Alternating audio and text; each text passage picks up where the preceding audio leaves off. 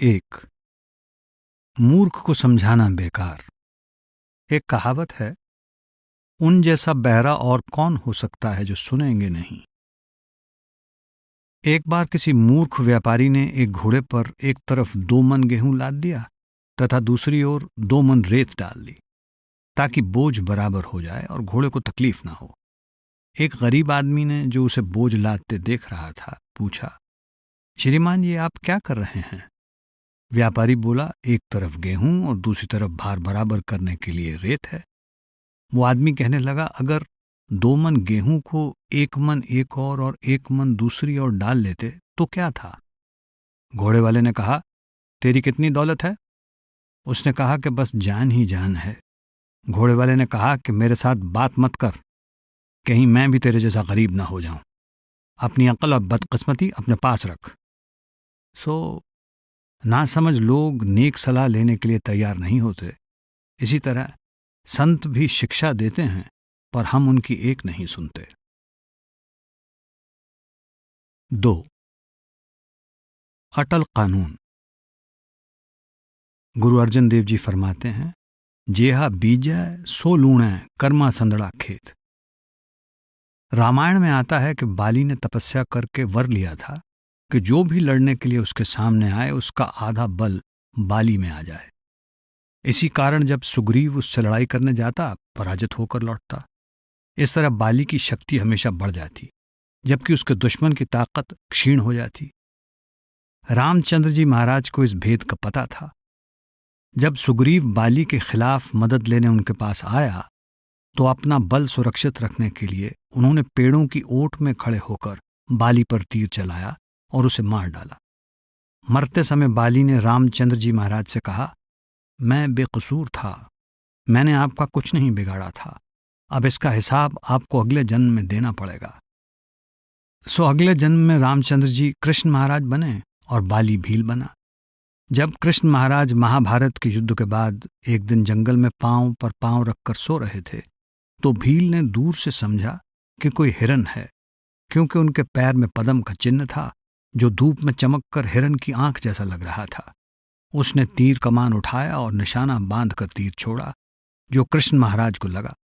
जब भील अपना शिकार उठाने के लिए पास आया, तो उसे अपनी भयंकर भूल का पता चला। दोनों हाथ जोड़कर वो श्री कृष्ण जी से अपने घोर पाप की क्षमा मांगने लगा। उस समय कृष्ण महाराज ने उसे पिछले जन्म की घटना सुनाई और उसे समझाया कि इसमें उसका कोई दोष नहीं था, ये तो होना ही था। उन्हें अपने कर्मों का कर्जा चुकाना ही था। कर्मों का कानून अटल है, कोई भी इससे बच नहीं सकता, अवतारी पुरुष तक नहीं। 3. विरह वेदना। ख्वाजा हाफिज फरमाते हैं, प्रभात वेला की इबादत और रात भर मालिक के वियोग में विलाप मालिक की प्राप्ति के खजाने की कुंजी हैं। शेख शिबली एक दिन अपने शिष्यों के साथ बैठे थे। सर्दी का मौसम था, आग जल रही थी। अचानक उनका ध्यान चूल्हे में जलती हुई लकड़ी के एक टुकड़े पर गया, जो धीरे धीरे सुलग रहा था। लकड़ी कुछ गीली थी, इसलिए आग की तपिश से पानी की कुछ बूंदें इकट्ठी होकर उसके एक कोने से टपक रही थीं। कुछ देर सोचने के बाद शेख शिबली ने अपने शिष्यों से कहा, तुम सब दावा करते हो कि तुम्हारे अंदर परमात्मा के लिए गहरा प्रेम और भक्ति है, पर क्या कभी सचमुच विरह की आग में जले हो? मुझे तुम्हारी आंखों में ना कोई तड़प, ना ही विरह की वेदना के आंसू दिखाई देते हैं। इस लकड़ी के टुकड़े को देखो, ये किस तरह जल रहा है और किस तरह आंसू बहा रहा है। इस छोटे मामूली टुकड़े से कुछ सबक सीखो। 4. भृंगी की सृजना। गुरु अर्जन देव जी फरमाते हैं, जिस नाम हृदय सो सबते ऊंचा। भृंगी के साथ एक पौराणिक कथा जुड़ी हुई है। कहा जाता है कि ये एक छोटे से बिल में अंडा देती है, फिर ये अपने लार्वे के लिए कोई कीड़ा ढूंढ लाती है। उस कीड़े को लार्वे के सामने रखकर बिल को बंद कर देती है। भृंगी बिल के बाहर घूं घूं करती रहती है। जब लार्वा बड़ा हो जाता है तो दोनों बिल तोड़कर बाहर आ जाते हैं। इस बात से ये धारणा बन गई है कि भृंगी अपनी घूं घूं की तेज आवाज से दूसरी जाति के किसी कीड़े को भृंगी ही बना लेती है। भृंगी बिल में कैद कीड़े को अपनी तवज्जो देती है। अगर कीड़ा वो तवज्जो लेता है तो वो कीड़ा भी भृंगी बन जाता है और दोनों भृंगी बिल से बाहर निकलकर उड़ जाते हैं।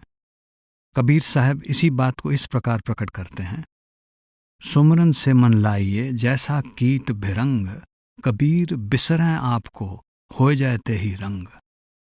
अगर हम भी परमात्मा के नाम का ध्यान करें तो हम उसमें समा जाएंगे। जिसके अंदर प्रभु का प्रकाश प्रकट हो जाता है वो उस प्रकाश का ही रूप हो जाता है। जिसका भी कोई लगातार ध्यान करता है उसी का रूप बन जाता है। 5. सच्चा परोपकारी। सेंट जॉन में कहा है, गुलाम सदा घर में नहीं रहता परंतु पुत्र सदा रहता है। यदि पुत्र तुम्हें स्वतंत्र करेगा तो सचमुच तुम स्वतंत्र हो जाओगे।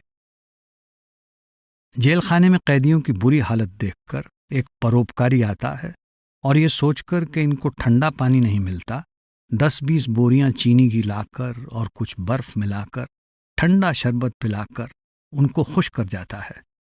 एक दूसरा परोपकारी आता है और ये देखकर कि उनको अच्छे गेहूं की रोटी नहीं मिलती, बाजरा खाते हैं, कई मन मिठाई मंगवाकर खिला देता है। कैदी और खुश हो जाते हैं। इसी प्रकार तीसरा परोपकारी आता है और देखता है कि इनको अच्छे कपड़े नहीं मिलते बल्कि मोटे मिलते हैं। वो उनको अच्छे नए कपड़ों की पोशाकें बनवाकर पहना देता है। कैदी और भी खुश हो जाते हैं। उन सब ने सेवा की, सेवा करनी भी चाहिए, लेकिन कैदी जेल खाने में ही रहे। हमें भी परोपकार करना चाहिए, लेकिन हमारा परोपकार किसी को 84 के जेल खाने से आज़ाद नहीं कर सकता। अब फिर इस जेल खाने की मिसाल की तरफ आओ। एक व्यक्ति के पास जेल खाने की कुंजी है। वो आकर जेल खाने के दरवाजे ही खोल देता है और कैदियों से कहता है कि अपने अपने घर चले जाओ। सबसे अच्छा परोपकारी कौन हुआ? आप खुद ही सोच सकते हैं, जिसने आज़ाद कर दिया। संत महात्मा दुनिया के जेल खाने की कुंजी लेकर आते हैं और वो कुंजी नाम है। 6. संत कैसे जिंदगी बदल देते हैं। महाराज सावन सिंह जी ने फरमाया है, सदगुरु की क्या महिमा करें, वो नीच से नीच और पापी से पापी जीवों को भी गले लगा लेते हैं। एक बार बारिश के मौसम में कुछ साधु महात्मा अचानक कबीर साहब के घर आ गए। बारिश के कारण कबीर साहब बाजार में कपड़ा नहीं बेच सके थे और घर में मेहमानों के लिए खाना भी काफी नहीं था। उन्होंने अपनी पत्नी लोई से पूछा, क्या कोई दुकानदार कुछ रसद यानी आटा दाल हमें उधार दे देगा, जिससे हम बाद में कपड़ा बेचकर चुका देंगे। पर एक फकीर जुलाहे को भला कौन उधार देता, जिसकी कोई निश्चित आय भी नहीं थी। लोई कुछ बनियों की दुकानों पर गई, पर सभी ने नकद पैसे मांगे। आखिर एक बनिया उधार देने को तैयार हो गया, पर उसने ये शर्त रखी कि वो एक रात उसके साथ बिताए।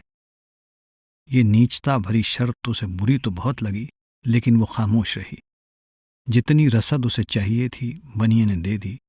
जल्दी से घर आकर लोई ने खाना बनाया और जो बातचीत बनिए से हुई थी कबीर साहब को बता दी। रात होने पर कबीर साहब ने लोई से कहा कि बनिए का कर्ज चुकाने का वक्त आ गया है, और ये भी कहा कि चिंता मत करना, मालिक सब ठीक करेगा। जब वो तैयार हो गई तो वे बोले, बारिश हो रही है और गली कीचड़ से भरी है, तुम कंबल ओढ़ लो, मैं तुम्हें कंधे पर उठाकर ले चलता हूं। जल्दी ही दोनों बनिए के घर पहुंच गए। लोई अंदर चली गई और कबीर साहब दरवाजे के बाहर उसका इंतजार करने लगे। लोई को देखकर बनिया बहुत खुश हुआ, पर जब उसने देखा कि बारिश के बावजूद ना लोई के कपड़े भीगे हैं और ना ही पांव पर कीचड़ लगा है, तो उसे बहुत हैरानी हुई। उसने पूछा, क्या कारण है कि कीचड़ से भरी गली में से तुम आई हो, फिर भी तुम्हारे पांव पर कीचड़ का एक छींटा भी नहीं?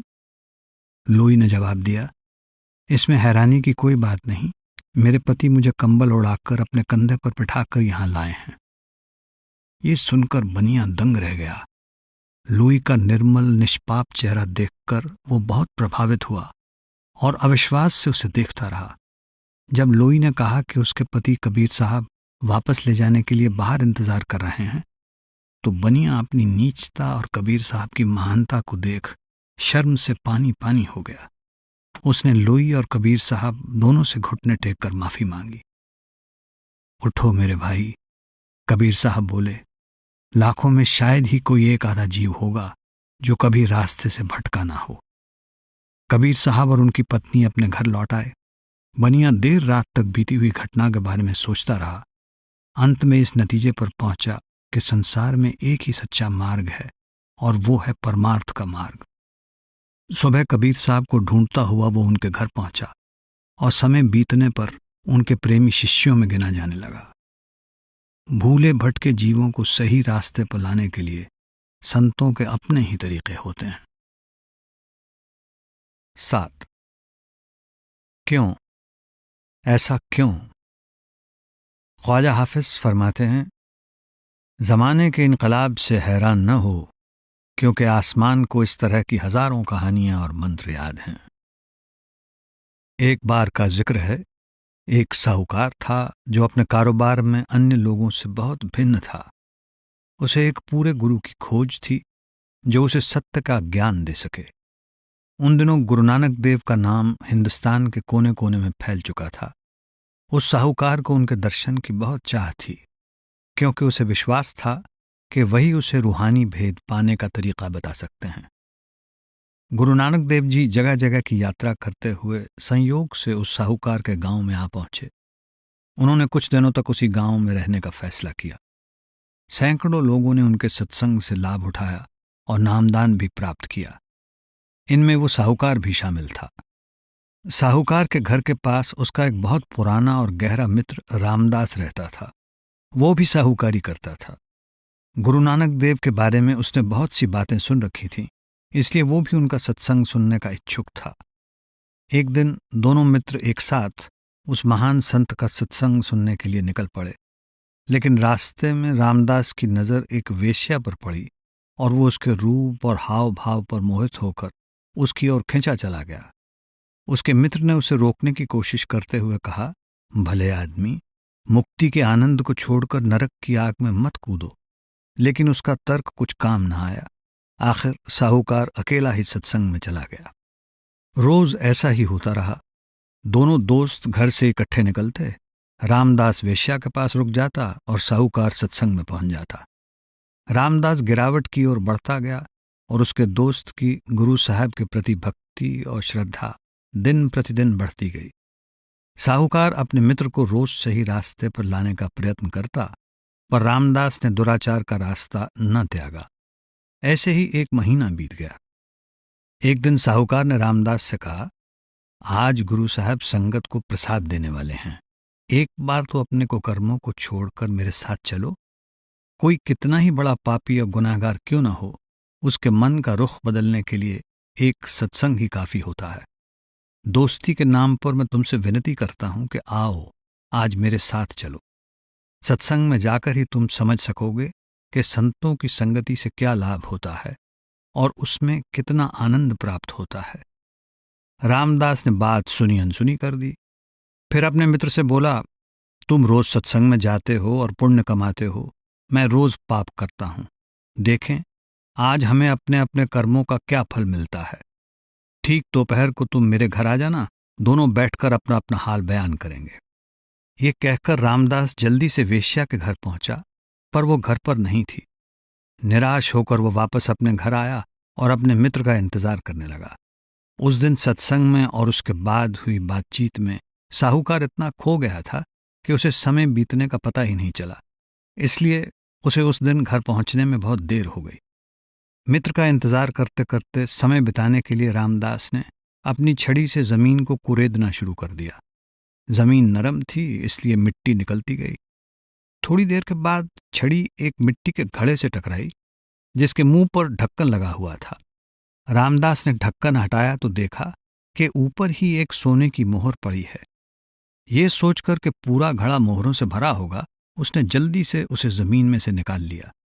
पर जब उसने देखा कि उसमें केवल एक मोहर है और बाकी सब कोयले के टुकड़े हैं, तो वह बहुत निराश हुआ। खुद को दिलासा देते हुए उसने कहा कि चलो, बिना मेहनत किए एक मोहर तो मिली। उसी समय उसका मित्र लंगड़ाता हुआ चला आया। वो दर्द से बहुत परेशान दिखाई दे रहा था। तुम्हें क्या हुआ? रामदास ने पूछा। क्या बताऊं, अचानक एक लंबा शूल मेरे पैर में चुभ गया और मैं जख्मी हो गया। बदकिस्मती से शूल अंदर ही टूट गया, जिससे दर्द और भी बढ़ गया। इस पर रामदास हंसा और बोला, मेरे भाई, अब तुम खुद ही देख लो कि सत्संग में जाकर तुम्हें क्या मिला और पाप करने से मुझे क्या हासिल हुआ। तुम शूल की पीड़ा से चिल्ला रहे हो और मुझे सोने की मोहर मुफ्त मिल गई है। क्या तुम अब भी सत्संग का गुणगान करते रहोगे? ये शब्द चाहे एक ऐसे व्यक्ति ने कहे थे जिसे संतों के सत्संग के आनंद का जरा भी अनुभव नहीं था, फिर भी साहूकार के मन में शंका पैदा हो गई। वो सोचने लगा, ऐसा क्यों है कि दुनिया में पाप फलता फूलता है और नेकी करने वाले हमेशा दुख और मुसीबतें ही झेलते हैं।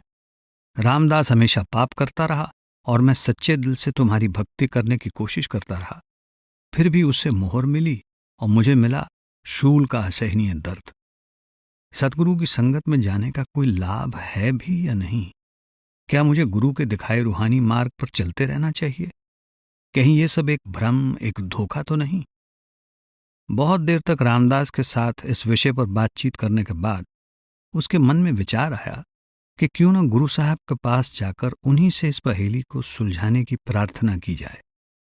जब दोनों ने अपनी आप बीती सुनाई तो गुरु साहब ने अंतर ध्यान होकर दोनों के पूर्व जन्मों पर दृष्टि डाली और पहले रामदास से कहा, पिछले जन्म में तुमने एक मोहर दान की थी, जिसके बदले में तुम्हें मोहरों से भरा हुआ घड़ा मिलना था, लेकिन इस जन्म में तुम बुरे कर्म करने लगे। जैसे ही तुम कोई पाप करते थे, एक सोने की मोहर का कोयला बन जाता था। आज तुम पाप से बचे रहे, इसीलिए एक मोहर तुम्हें मिल गई, नहीं तो इसका भी कोयला बन जाना था।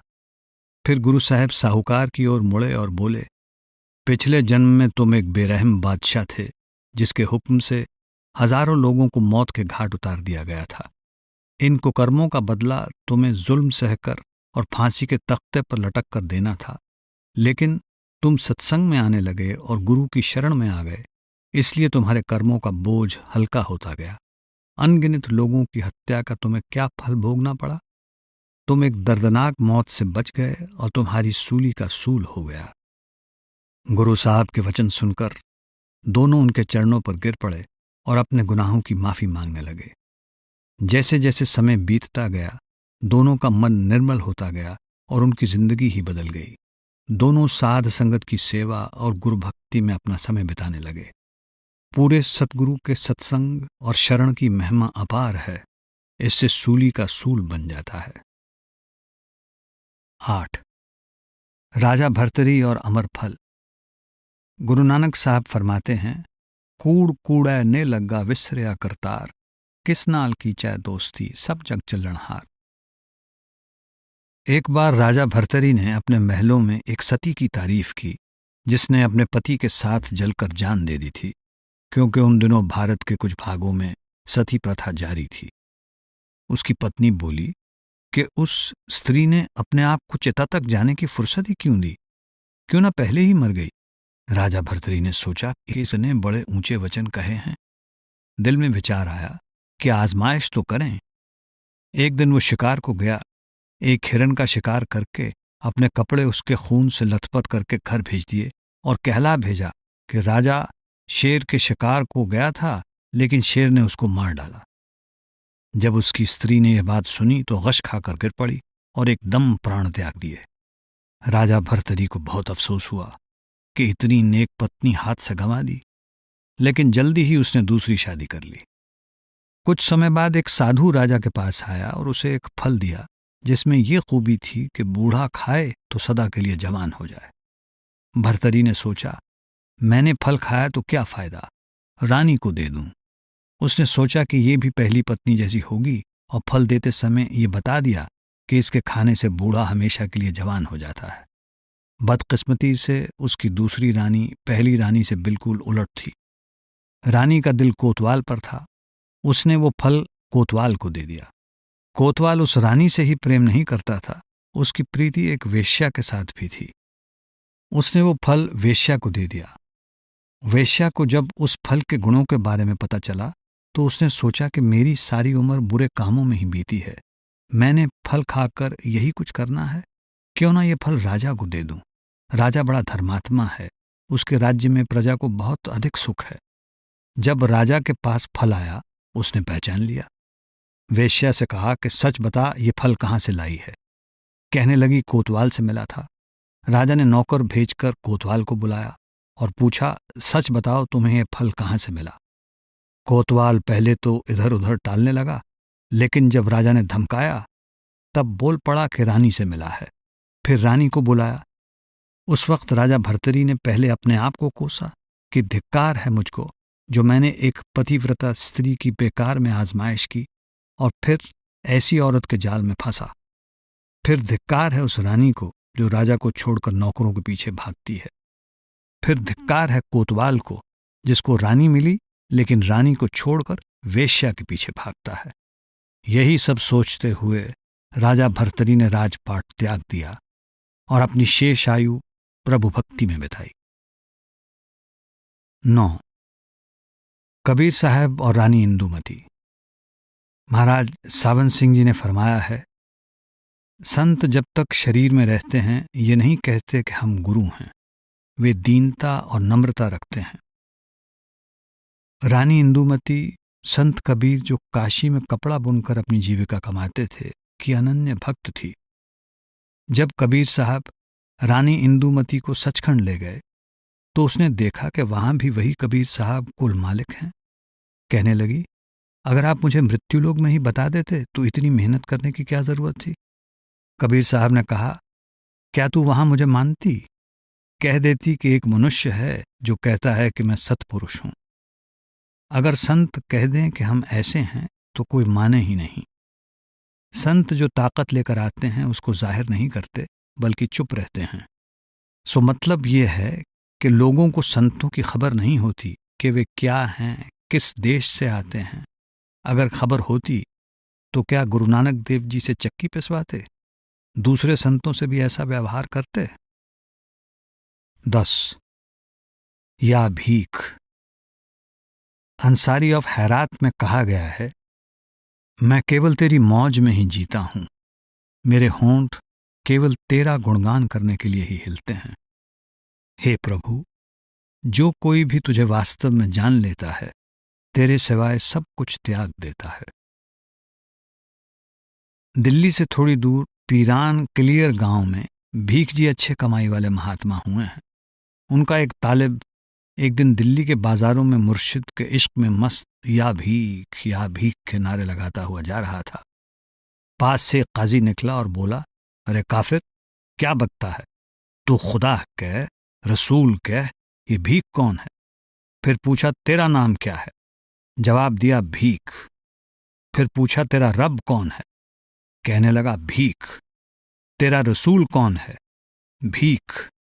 इतने में काजी के साथ और बहुत से लोग भी इकट्ठे हो गए जिन्होंने उस तालिब के द्वारा बोले शब्दों का बहुत बुरा मनाया और उसकी भूल सुधारने के लिए उसे घसीटते हुए मस्जिद में ले गए। वहां उल्मा ने उसे काफिर ठहराते हुए उसको कत्ल करने का फतवा दे दिया। उस जमाने में यह नियम था कि कत्ल के फतवे के ऊपर जब तक बादशाह दस्तखत न करे तब तक मुफ्ती यानी धार्मिक समस्याओं का समाधान करने वाले मौलवी कत्ल नहीं करवा सकते थे। फतवा देकर बादशाह के आगे पेश किया। अकबर बादशाह का राज्य था। अकबर ने देखा कि ये तो कोई मस्त है, इसका कत्ल मुनासिब नहीं। पूछा, तेरा खुदा कौन है? जवाब दिया, भीख। फिर पूछा, तेरा रसूल कौन है? भीख। उन दिनों बारिश नहीं हुई थी, बड़ा अकाल पड़ा हुआ था। अकबर ने कहा, अपने भीख से बरसात तो करवा दो। वो बोला, पूछ लूंगा। फिर पूछा, कब? बोला, परसों। बादशाह ने हुक्म दिया कि इसको छोड़ दो। उल्मा कहने लगे कि यह भाग जाएगा। अकबर ने कहा, परवाह नहीं, भाग जाने दो। तालिब ने जंगल में जाकर अपने मुर्शिद का ध्यान किया। मालिक की मौज, बरसात हो गई। अगले दिन वो खुद बादशाह की कचहरी में हाजिर हो गया। बादशाह ने कहा कि बारिश हो गई। वो बोला, भीख ने करवा दी। बादशाह ने कहा, कुछ मांगो। वो बोला, भीख के सिवाय मुझे किसी चीज की जरूरत नहीं। बादशाह ने उसका मुर्शिद से इतना प्यार देखकर 21 गांव का पट्टा उसके मुर्शिद के नाम करवा दिया और अपने नौकरों के हाथ पट्टा साईं भीख के पास भेज दिया।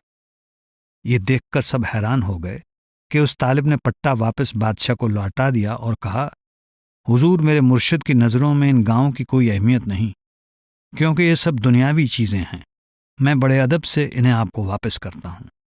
अकबर बादशाह महात्माओं की इस प्रवृत्ति से अच्छी तरह परिचित था, फिर भी उसने अपने कुछ आदमियों के साथ वो पट्टा भीख को भेज दिया। फिर जब तालिब अपने मुर्शिद के पास पहुंचा तो मुर्शिद ने पूछा, देख तूने क्या मांगा? बारिश। उस वक्त तू अगर कहता कि मुझे वली बना दे, कुतुब बना दे, औलिया बना दे, या कुछ और कहता तो मैं तुझे वही बना देता। जिस वक्त तूने मेरा ध्यान किया, मेरा ध्यान अपने मुर्शिद में था और मुर्शिद का ध्यान दरगाह में। तालिब ने कहा, हजरत, मुझे किसी चीज़ की ज़रूरत नहीं, मुझे तो सिर्फ आपकी ज़रूरत है।